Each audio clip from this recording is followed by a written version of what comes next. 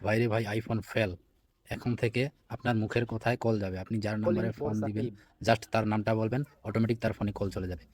এই সেটিংসটি কিভাবে করবেন চলুন দেখিয়ে দিচ্ছি। গুগল এই সেটিংসটা নতুন যুক্ত করে দিয়েছে।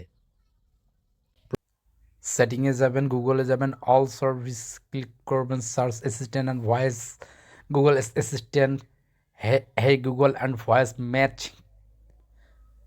হে গুগল পারমিশন দিয়ে দিবেন, মোর এগ্রি মোর ক্লিক করবেন, hey Google help me way রাইটে থ্যাংক ইউ, এটা বলতে হবে অবশ্যই, তা না হলে কোনো কাজ হবে না কিন্তু।